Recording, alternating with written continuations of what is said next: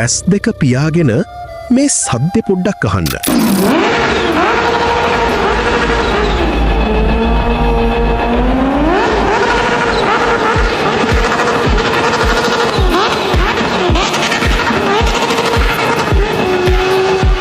මේක සාමාන්‍ය බයික් එකකින් එන සද්දයක් නෙවෙයි.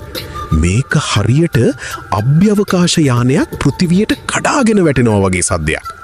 ලෝකෙ වෙන කිසිම යතුරු පැදියකට කොපි කරන්න බැරි මේ අමුතුම චීප් සද්දේ අයිති මහපාරේ යන රෝද දෙකේ ප්‍රහාරක යානයකට. මේක බයික් එකක් නෙවෙයි. භෞතික විද්‍යාවේ නීති කඩලා දාපු අමු යක්ෂයෙක්. අද ඕටෝමාස්ටර් අපි කතා කරන්නේ යතුරු පැදි ලෝකයේ වේගවත්ම භයානකම සුපිරි යන්ත්‍රය. කවසාකි නින්ජා H2 ගැන. කවසාකි කියන්නේ නිකම්ම බයික් හදන කම්පැනියක් නෙවෙයි. එයාලා නැව්, කෝච්චි සහ ගුවන් යානා එන්ජින් හදන දැවන්තයෙක්. 2015 අවුරුද්දේදී කවසාකි හෙවි ඉන්ඩස්ට්‍රීස් වල ඉන්න ගුවන් යානා හදන ඉංජිනේරුවෝයි ගෑස් ටර්බයින් හදන ඉංජිනේරුවෝයි එකතු වෙලා අරන් ආපු පිස්සු ප්‍රොජෙක්ට් එකක් තමයි මේ H2 කියන්නේ.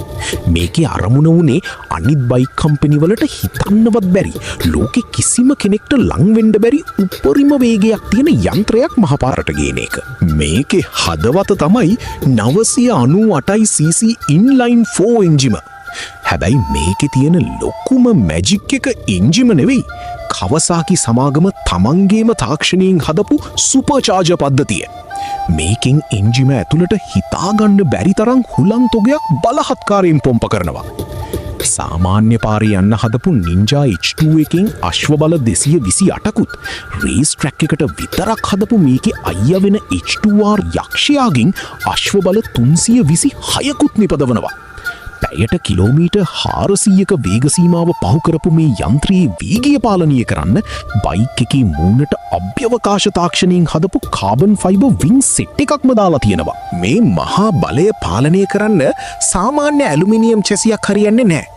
ඒ නිසා කවාසාකි ඉතිහාසයේ පළවෙනි වතාවට මේකට හයි ටෙන්සයිල් ස්ටීල් වලින් හදපු කොළ පාට ට්‍රෙලිස් ෆ්‍රේම් එකක් සහ තනි අතේ සිංගල් සයිඩඩ් ස්විං ආම් එකක් පාවිච්චි කළා.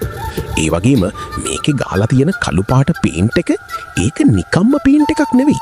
ඇත්තම රිදී මිශ්‍ර කරලා හදපු සිල්වර් මිරර් පේන්ට් එකක්.